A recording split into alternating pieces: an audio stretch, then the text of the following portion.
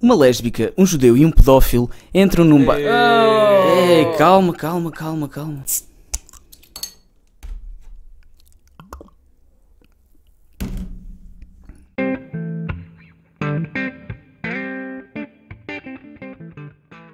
A liberdade de expressão e a liberdade de pensamento são os reféns do politicamente correto. Pelas universidades e pelos meios de comunicação, esta infecção está a chegar a todos os cantos da nossa vida. As pessoas ofensivas estão a ser proibidas de contar piadas, de falar na televisão, de ir às faculdades e muito menos de ensinar nas nossas escolas. Claro que estas pessoas não são de todo ofensivas, simplesmente tiveram aquele desplante de dizer coisas que a polícia do politicamente correto tem medo que se digam. É que lá no fundo até eles percebem quão fracos os seus próprios argumentos são e percebem quão facilmente percebe que a sua superioridade moral é tão oca e vazia como os seus princípios e valores. É ou não é, Robles? Este problema é principalmente visível na academia, nas ciências sociais. E isso é isto não só porque se na minha universidade existirem 3 professores de direita já são muitos, mas porque existe um investigador, Jonathan Haidt, da Heterodox Academy, que juntou vários dados sobre a orientação política dos professores universitários e que chegou à conclusão que a maior parte dos alunos universitários já sabem que a esmagadora maioria dos académicos são os de esquerda ou mesmo de esquerda marxista radical. E há muita gente perante um facto destes pode pensar, mas que mal é que isto tem? Se calhar as pessoas mais lidas e mais intelectuais têm tendência a ser de esquerda e se calhar como são todos inteligentes e como estão todos certos e por isso são todos de esquerda.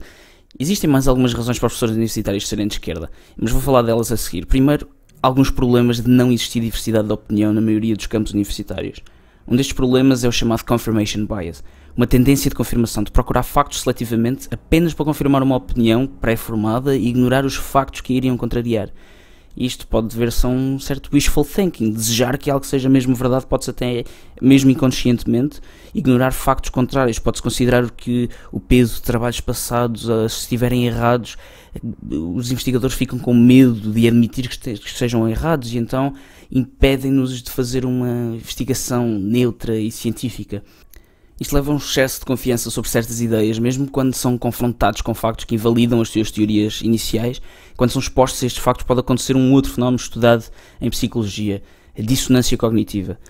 Os seres humanos têm uma necessidade de ter uma coerência entre os seus conhecimentos e as suas opiniões. E quando somos submetidos a factos que vão contra essa nossa visão do mundo, existe um conflito interno. E aí temos 3 hipóteses. Ou aceitamos as provas e mudamos a nossa opinião, ou tentamos procurar mais provas para chegar a uma conclusão final, por vezes até entre as duas iniciais, ou por isso simplesmente ignoramos os factos, por vezes de forma até violenta, e por vezes em defesa do nosso ego. E todos conhecemos pelo menos um professor com um ego do tamanho do mundo que era incapaz de alguma vez admitir que poderia estar errado em alguma coisa. As universidades de ciências sociais, neste momento, em vez de tentarem ensinar os seus alunos, tentam endotriná-los. E podem ser por mal, acho que simplesmente alguns acham que estão mesmo a fazer o bem. Alguns. Os investigadores das universidades, salvo brilhantes, mas raras exceções, produzem trabalhos ideologicamente carregados que apenas vão ser lidos por eles próprios, mas comprados com dinheiro público para figurarem nas prateleiras das bibliotecas das faculdades e nos seus currículos. Mas nem eles próprios querem que mais ninguém os leia. Como ficou provado há uns tempos pela reação a um Twitter chamado o New Real Peer Review, que a única coisa que faz é publicar os abstratos de dissertações académicas publicadas, e os abstratos são tão ideologicamente carregados e tão imensamente estúpidos e sem sentido nenhum que as pessoas que o escreveram ficaram realmente chateadas por alguém ler o que eles escreveram para ser lido, tanto que conseguiram mandar abaixo o original, que era simplesmente o Real Peer Review. Bastará dizer que 80% dos trabalhos das humanidades têm uma taxa de citação de 0? Até recomendo fazerem uma pausa no podcast ou no fim e visitarem o Twitter do New Real Peer Review. Podem rir-se um bocado e perceber-se do quão grave é de facto aquilo que é publicado nas humanidades, que vai desde o papel da Sasha Grey na evolução da pornografia como uma mulher empoderada, ao lado sinistro do leite ligado à exploração dos corpos humanos e não humanos como um símbolo da supremacia branca.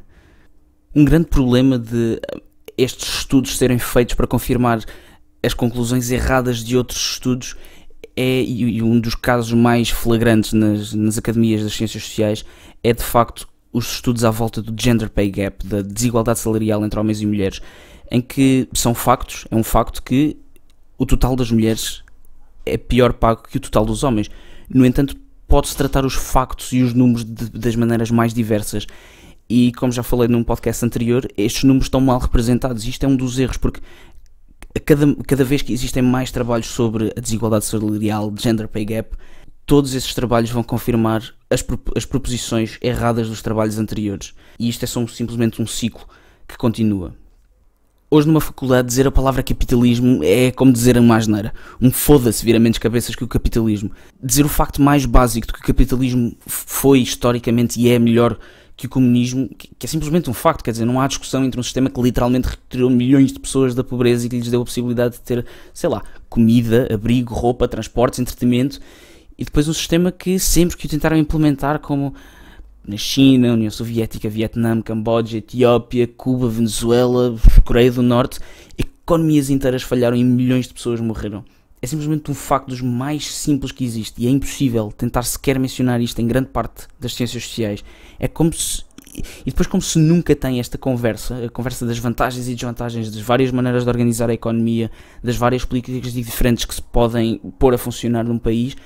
A primeira vez que um estudante ouve que o capitalismo é melhor, e é melhor de facto, mas a primeira vez que o ouve sem nenhuma coisa contrária, sem qualquer tipo de discussão, pode-se passar por uma posição extrema, uma posição em que, por exemplo, qualquer tipo de ajuda social para crianças, velhos, doentes é considerado socialismo. Mas estes tipos de ajuda não são de todo incompatíveis com o livre mercado. Aliás, até há vários exemplos em que o livre mercado fornece alternativas ao Estado para fazer mesmo estas políticas sociais para ajudar crianças, velhos, doentes, e um exemplo disso era até os grupos paroquiais antigos, obviamente organizados a partir da igreja, mas numa lógica de livre mercado, sem uma organização central. E pode existir até um certo equilíbrio entre o livre mercado e algum gasto por parte do Estado. Mas como isto nunca é discutido, acabamos com posições extremas que não trazem nada de bom para os alunos que saem da faculdade sem saberem sequer pensar. Não existe diversidade de pontos de vista onde se possam discutir os vários assuntos e chegar a consensos sem extremos. E aí pode-se realizar, de facto, pesquisas viáveis nas universidades. Fala-se em tolerância, igualdade e diversidade, mas é apenas tolerância para quem concorda com eles. E igualdade é apenas igualdade de resultados e não a igualdade perante a lei, que é de facto o único tipo de igualdade que até é possível de atingir. E a diversidade é diversidade de sexo, de cor de pele ou de identidade sexual. Não é diversidade de opiniões. Não se acredita em indivíduos, apenas se acredita em grupos diferentes que lutam uns contra os outros. Uma mudança de linguagem da original luta de classes, porque, bem, os pobres acabaram por ganhar dinheiro e liberdade e isso não era suposto acontecer.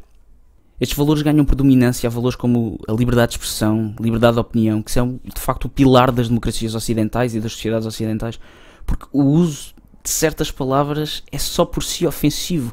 Hoje temos várias universidades, acho eu felizmente que isto ainda não chegou a Portugal, mas acreditem que as capazes e o Bloco de Esquerda vão ter a certeza que isto cá chega.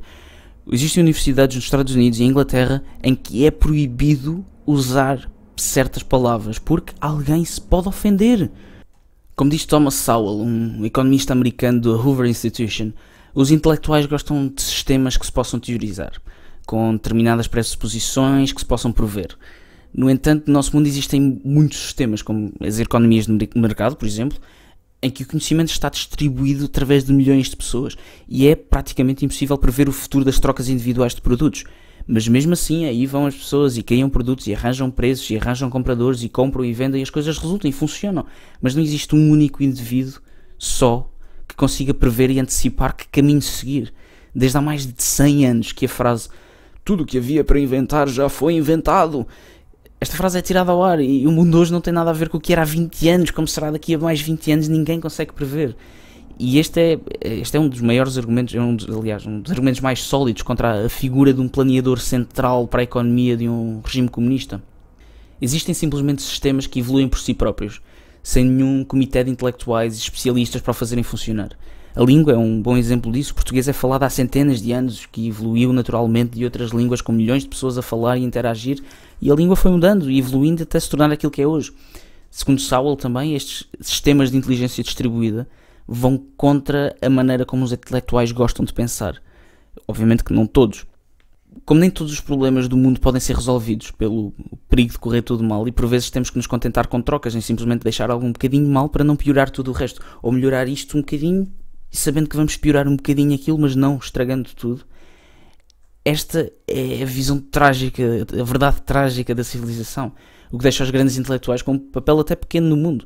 A tragédia natural da sociedade, que existem problemas que simplesmente serão trocados por outros problemas, de que nunca vamos ser todos iguais, que nunca viveremos numa utopia, que simplesmente existem coisas que são sempre impossíveis de controlar, empurra-os para a sala de aula, onde têm uma oportunidade incrível para mudar o mundo, ensinando as mentes jovens de amanhã, mas, em vez disso, estão apenas a moldar estas mentes jovens, que podem ainda não ter a capacidade crítica para se aperceberem do quão errado é aquilo que lhes estão a ensinar, para votarem como eles. E ao contrário da visão trágica, da verdade trágica da sociedade, a visão utópica, que é oferecida pela esquerda marxista, deixá-los ir a comandar a sociedade. Os professores académicos e intelectuais sofrem de uma condição bastante humana, que é o orgulho, que aliado a uma certa arrogância, uma certa vaidade, cria um ser revoltado, porque tem mais conhecimento que a maior parte das pessoas, e que até têm nas suas áreas. Para muitos, este pensamento não passa da mais vulgar ambição humana pelo poder, pelo controlo. E apesar de estes ideólogos ainda não chegarem aos governos, conseguiram tomar conta das estruturas burocráticas intermédias, que não é uma ameaça aos níveis mais altos da administração pública, mas nas estruturas subpolíticas, onde reside uma grande parte do poder sobre os indivíduos, como os conselhos de administrações das escolas, os conselhos das empresas públicas, ajudados pelos sindicatos extremamente ideológicos, nas escolas, onde quer que esteja aquele pequeno poder de fácil abuso, que toda a gente repara que aquele atrasado mental que me está a impedir de fazer aquilo é só porque tem um pequeno poder e acha que é importante agora.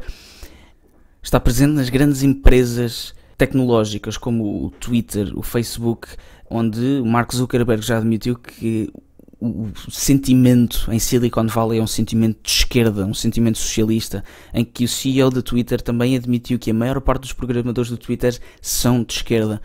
E estas pessoas ao acharem que estão a fazer o bem, e foram ensinados que existem pessoas que se podem sentir ofendidos e então temos que os proteger. E estas pessoas que saem das universidades muito ideologicamente carregados vão para estas empresas e passam, obviamente, as suas crenças políticas para a maneira como a empresa funciona. E hoje vemos que a maior parte das vozes conservadoras e de direita que ganham alguma visibilidade nas redes sociais são apelidadas de discurso de ódio, de ofensivos, e depois são proibidos, são apagados. E existem imensos exemplos disto. Existem imensos exemplos de pessoas que tentam ir simplesmente falar às universidades, que são convidados para vir falar às universidades e são protestados simplesmente pela ideia de que podem lá ir passar as suas ideias, falar, debater. Isto já não se faz. E em Portugal também já temos exemplos disto. Por exemplo, na Nova, o Jaime Nogueira Pinto ia falar para lá e foi proibido por razões de segurança ou por protestos de uma associação de estudantes que é do Bloco de Esquerda. Outro assunto não tem muito a ver, mas também foi um exemplo disto. Marine Le Pen vinha falar a Portugal e também foi proibida por discursos de ódio. Não se percebe que a única maneira de lutar contra um mau discurso é com um discurso de melhor, é debater, é falar dos problemas. E toda esta indoctrinação, aliada à geração do dado adquirido, que acha que tem que ter e sabe que quer e que acontece e que acha que tem o direito a tudo e o dever a nada, a geração da creche sem afeto, em que a única maneira de obterem atenção era a gritar e a fazer birra, formou um grupo de pessoas que grita e esperneia por tudo e por nada, onde tudo é ofensivo e onde nada faz sentido. Uma altura em que existem 72 géneros, e ia subir, e uma sociedade machista que paga menos às mulheres e oprime toda a gente, mas mesmo assim todo o mundo quer emigrar para cá. Mas ai de quem se atreva a criticar a ideologia islâmica. Perdem-se os valores que criam a sociedade. Criaram a nossa sociedade, a sociedade ocidental, a verdadeira diversidade de opinião e principalmente a liberdade de expressão ilimitada, mesmo para aquelas terríveis pessoas que possam ofender um andrógeno não binário transexual fluido. Com isto em mente e com objetivos algo egoístas de melhorar a minha própria forma de debater, mas também porque acho que cada vez menos existe um lugar para umas conversas honestas sobre assuntos importantes, sobre assuntos controversos, tenho finalmente um segundo microfone que estará disponível para receber qualquer pessoa que tenha algo importante, ofensivo, real para discutir, para debater, beber umas médias e ser politicamente incorreto. Porque se for para debater algo sério e para pensar realmente num assunto, corremos sempre o risco de ofender alguém, e só assim é que sejam as conclusões que se chegam, aliás, a conclusões produtivas. Tenho uma lista de convidados com quem vou adorar debater sobre tudo um pouco, E assim sendo, começa aqui assim uma espécie de segunda temporada para a Política com Cerveja, que volta no próximo domingo. Um abraço, um brinde a vocês e até à próxima.